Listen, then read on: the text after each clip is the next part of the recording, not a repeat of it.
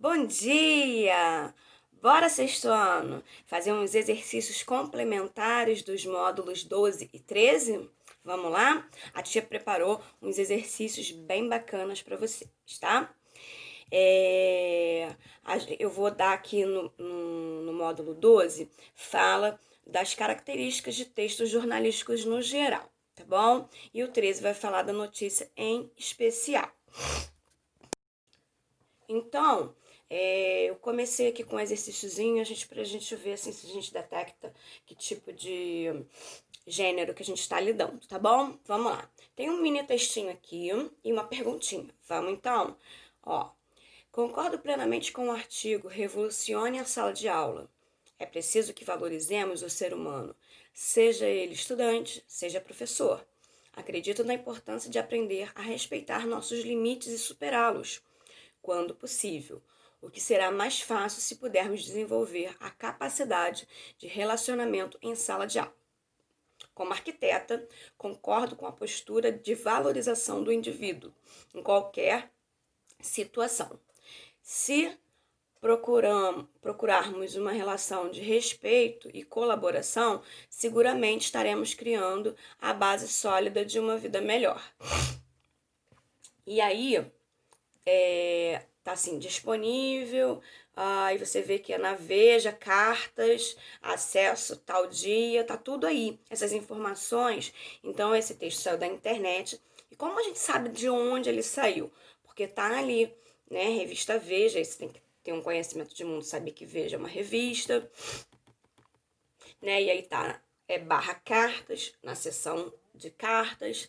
E aí você vem aqui e faz a sua questão, que diz assim, né? Em uma sociedade letrada como a nossa, são construídos textos diversos para dar conta das necessidades cotidianas de comunicação.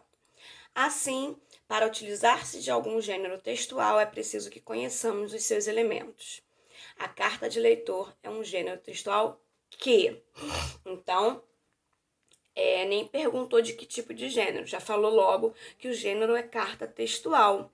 E a gente já sabia disso quando a gente leu o texto lá, né, que o site indicava que era na seção carta. Então a gente já sabia, mesmo que tivesse perguntado isso pra gente já ia saber responder.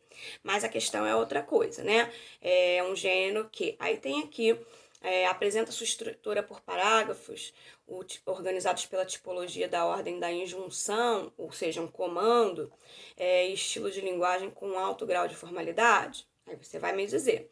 E aí tem aqui todos os itens para você ver qual que se enquadra mais nessa característica do que seria a carta do leitor que a gente viu lá no módulo 12, tá bom? Aí depois aqui eu tenho aqui o número 2, que pergunta o seguinte: o horóscopo, os classificados e as notícias, entre outros gêneros, aparecem nos jornais diariamente. Apesar da especificidade de cada um, pode-se afirmar que se dirigem a quem?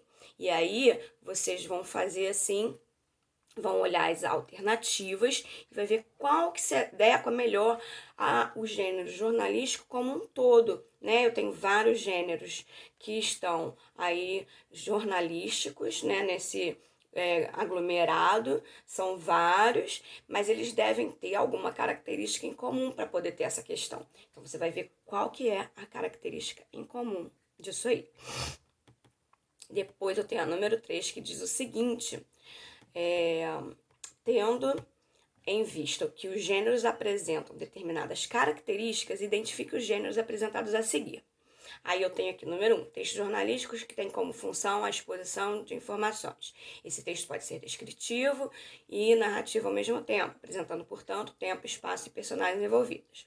Número 2, é um texto jornalístico que informa e, ao mesmo tempo, cria uma opinião nos leitores, o que configura uma função social muito importante. Número 3, é um texto jornalístico que tem como função a apresentação e defesa de um ponto de vista do periódico em questão. Periódico, para quem não sabe, gente, é jornal, tá bom? E o número 4 diz o seguinte: é um texto que tem como principal característica transmitir a opinião de pessoas de destaque sobre algum assunto de interesse público. E aí as afirmações correspondem respectivamente, ou seja, número 1 até o 4, 1, 2, 3 e 4, quais são, né? Qual é o gênero de cada um. Aí tem aqui misturado, né? Você vai ter que me dizer qual que é qual, tá bom? Então, com isso, a gente viu aí um pouquinho do geral dos gêneros que aparecem dentro de um jornal. Agora, no módulo 13, a gente estudou notícia em especial. E aí foi o que eu trouxe aqui uma notícia, tá bom? Que eu vou ler a notícia e fazer as perguntas para vocês. É o seguinte: mãe chama a polícia após filhos furtarem bicicletas em Santa Luzia. Aí tem aqui o nome da pessoa, a data, tá? De quando que é. Aí diz o seguinte: uma mãe deu um bom exemplo à sociedade ao não acobertar um furto cometido pelos próprios filhos e um sobrinho em Santa Luzia, na Grande BH. No fim da noite desse domingo, 3 crianças, uma de 9 e 2 de 12, chegaram em casa no bairro Duquesa com 2 bicicletas levadas de uma chácara.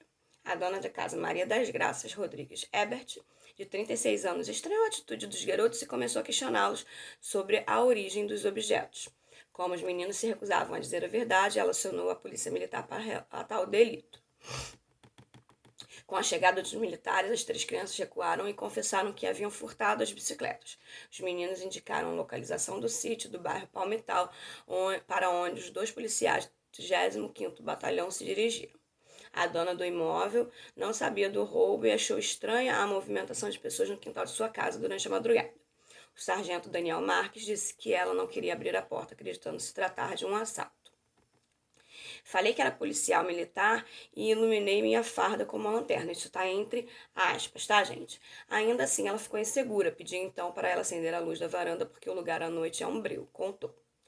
Aí vem segundo outro parágrafo. No entanto, o caseiro da chácara chegou neste momento e começou a atirar, também acreditando se tratar de uma ação de marginais. Houve troca de tiros, mas ninguém foi atingido. Um cão de raça Rottweiler avançou no policial por 2 vezes, sendo necessário atirar contra o animal. Ai. O cachorro ficou ferido na pata. O caso foi encaminhado para o 1º Distrito de Polícia de Santa Luzia. O caseiro João Batista, 36 anos, foi autuado em flagrante por porte ilegal de armas. Para o sargento Daniel Marques, atitudes como a da mãe são louváveis e servem como exemplo. Aí, entre aspas, de novo, tá assim: não é todo dia que tem alguém disposto a dar uma lição nos filhos dessa forma, mas essa é uma maneira de evitar que as crianças se tornem marginais, comentou. Aí tem a fonte aqui, né, do site onde foi tirada essa notícia e tal, data e tudo. E aí a minha primeira pergunta é a seguinte: explique com suas palavras o porquê de a notícia ser titulada Bom Exemplo. Bom, aí você vai ter o título, né? Toda notícia tem um título. E ela chama atenção para um determinado fato. Então, o fato de ele ter escolhido bom exemplo o título traz o que? Quando você olha esse título, te remete aqui. Você acha que você vai ler sobre o quê? Né? Então, é isso que você vai aí explicar. No caso funcional aqui, exatamente nesse caso, o bom exemplo era de quê? Você vai dar uma explicaçãozinha sobre isso, né? Vai fazer aí um parágrafozinho bonito, bem explicadinho. Tudo bem? Tranquilo? Então vamos lá. Número 2. Na frase, atitudes como a da mãe são louváveis. Essa palavra louváveis, ela tá destacadinha aí. Aí a pergunta é a seguinte: a palavra destacada poderia ser substituída por... Aí você tem as opções: tranquilas, elogiáveis, desinteressantes e desprezíveis. O que você vai ver? Quando eu digo que pode ser substituída, eu estou querendo dizer que é substituída sem causar prejuízo no entendimento da frase. Então, seria mais ou menos assim como você achar o sinônimo dessa questão aí, louvável. O que seria uma coisa louvável, né? Aí você vai ver lá, é uma coisa tranquila, uma coisa elogiável, é desinteressante, é desprezível, e aí você vai ver aqui que isso daí fica mais parecido e vai marcar com uma cruzinha. Tudo bem? Vamos lá. Depois, eu tenho aqui no número 3. Justifique o emprego do sinal de aspas no texto. Então, quando eu li lá as aspas, né? Uma parte do texto que tinha aspas, eu até avisei para vocês. E aí agora, né, você retoma esse trecho e vê ali qual foi o motivo, né, de quem estava escrevendo essa notícia ter posto ali aspas. Eu tenho aí os usos das aspas que servem para várias coisas. Nesse caso aí, serviu para quê? Diz pra tia para que foi que serviu, tá bom? Vamos lá, número 4. Identifique os referentes dos termos destacados. O que é isso? Referente é assim, eu destaco alguma coisa e pergunto a que se refere, né? No texto vem falando, Maria foi a filha. Aí depois eu digo assim, ela foi com sua mãe. Aí eu vou lá e sublinho ela. E aí pergunto, a que se refere ela? Aí, como eu sei que se refere a Maria, porque eu já falei antes, aí eu vou lá e boto Maria. É isso que está perguntando aqui. Então, você vai ver, essas palavrinhas estão destacadas em pretinho, uma letrinha mais preta. A que se refere essas palavrinhas destacadas aqui? É isso que eu quero que você faça. Isso é muito mega importante. Por quê? Porque é muito comum no vestibular ter perguntas desse tipo, né? A que se refere a palavra destacada? É o que a gente chama em português de remissão textual, tá? E não só em língua portuguesa, né, em produção textual, mas também em língua estrangeira também é muito comum aparecer esse tipo de questão. E não somente em línguas, nem em linguagem. Eu também vou ter isso nas outras disciplinas, como parte do seu entendimento global de qualquer texto, qualquer questão. Por isso é importante você saber a que se refere determinados referentes textuais. Tudo bem? Então vamos lá. Aí diz aqui na letra A assim, ó, começou a questioná-los sobre a origem dos objetos. Aí dois objetos se referia a quê? Depois, como os meninos se recusavam a dizer a verdade, ela acionou a polícia para relatar o delito. Ela, quem? Depois, para onde os dois policiais do 35º Batalhão se dirigiram? Para onde eles se dirigiram? Esse onde aí está se referindo àquele lugar. E aí você vai me dizer também. Depois tem, sendo necessário atirar contra o animal. O animal está aí negritinho. Que animal é esse? Aí você vai dizer qual é o animal em questão. Tá bom?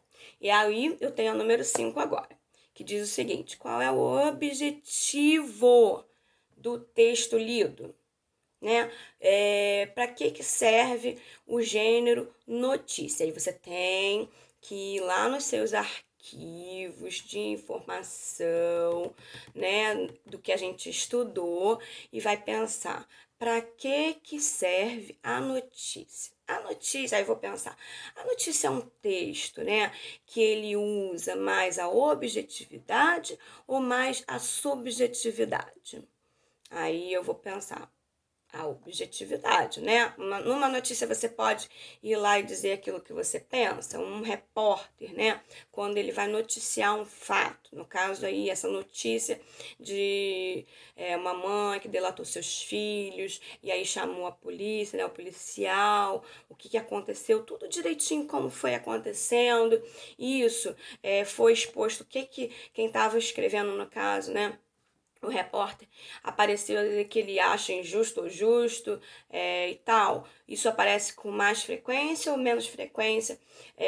A questão de como pensa a pessoa que escreveu, tá? Porque se lá dentro do que ela escreveu, ela botou o que pensa, por exemplo, uma pessoa, né, que está ali na história, não é o que a pessoa está escrevendo, e sim ela está relatando o que alguém pensa, tá?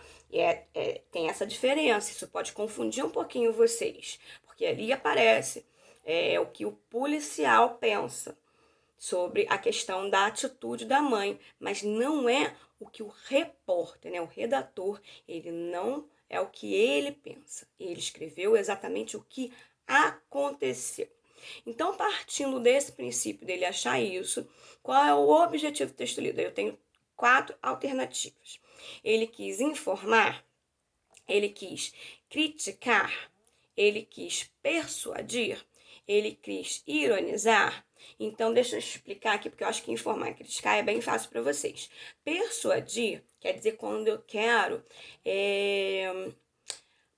mudar a opinião de quem eu tô falando. Eu quero que essa pessoa que eu tô, né, falando dando alguma informação, relatando algum fato, eu quero que essa pessoa esteja de acordo com o que eu estou dizendo. Isso aqui é persuadir alguém. Quando eu vou persuadir alguém, por exemplo, tem uma amiga que está cansada, não quer sair, aí eu vou lá e digo, mas vai ser legal, vamos sim. Eu estou persuadindo essa minha amiga a fazer o que eu quero, entendeu?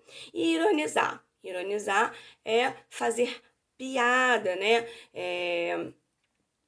Por exemplo, uma pessoa toda descabelada. Eu digo, nossa, tá bonita, hein? Eu tô fazendo uma ironia, tá bom? Pra quem não sabe o que eram essas duas alternativas aí, eu expliquei melhor. Tudo bem? Aí você vai lá, vai ver direitinho e vai marcar. É bem facinho, eu tenho certeza que você vai acertar. Uma beijoca.